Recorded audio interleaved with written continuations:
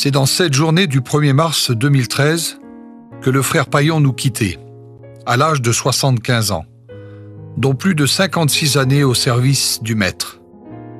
Nous voulons penser à sa famille, à ses 6 enfants, à ses 13 petits-enfants et ses 9 arrière-petits-enfants.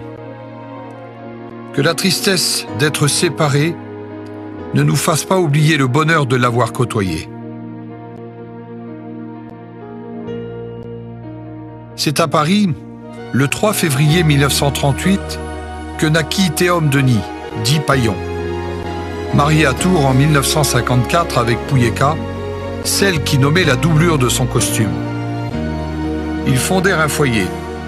Elle restera une aide et une femme de Dieu à ses côtés tout le long de sa vie et de son ministère. Elle lui donna 6 enfants, qu'ils élevèrent ensemble dans l'enseignement de la parole de Dieu. 2 garçons, Phraïm et Manassé, et 4 filles, Léa, Tirza, Dorca et Priscille. Il prit son baptême à l'âge de 17 ans, puis entra dans le ministère à 19 ans. Pasteur depuis 56 années, il a tout de suite eu un amour pour la doctrine et l'enseignement. Il est devenu le premier enseignant tzigane de la mission Vie et Lumière en 1965 avec ses compagnons de toujours, Jimmy, Tarzan et Balo. Il enseignera dans toutes les écoles bibliques Vie et Lumière pendant toutes ces années la doctrine de la parole du Seigneur. Qui aurait pu penser, il y a 60 ans, que ce garçon de 15 ans, apprenant à lire sur une carte grise, allait devenir un des pionniers d'un des plus grands réveils du monde évangélique, et sûrement le plus grand réveil tzigane dans le monde.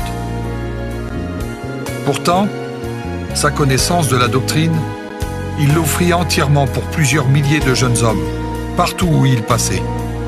Sa mémoire était surprenante. L'autodidacte, comme il se présentait, était capable de parler d'astronomie, de physique et même de médecine. Mais le sujet qui le passionnait par-dessus tout, c'était la Bible qu'il connaissait sur le bout des doigts. Il pouvait parler de religion, d'histoire de l'Église catholique, de judaïsme et même d'islam. Il pouvait avoir une conversation avec un rabbin sans jamais être arrogant. Il savait toujours présenter la Bible comme étant l'authentique parole de Dieu. Offrant sa vie, ses forces, ses enfants et son foyer, dans les rires, dans les pleurs et surtout dans la paix, un grand homme parmi nous s'en est allé.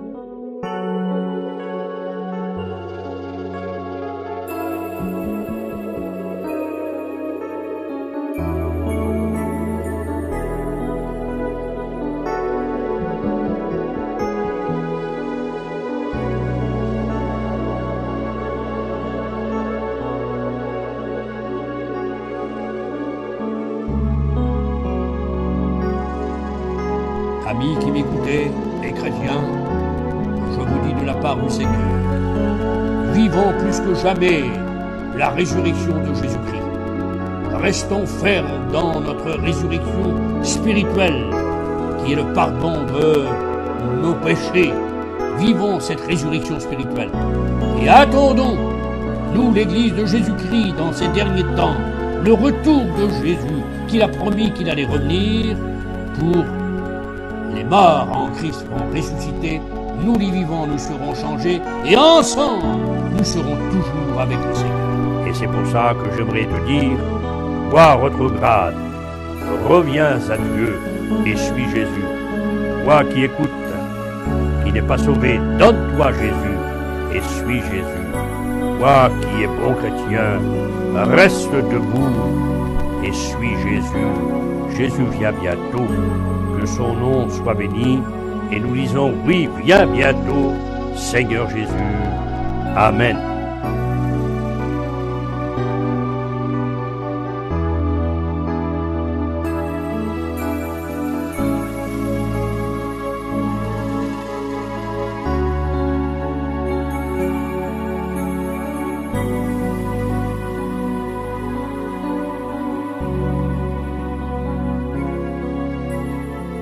Je n'oublierai jamais l'aide qu'il m'a donnée et le père spirituel qu'il était pour moi.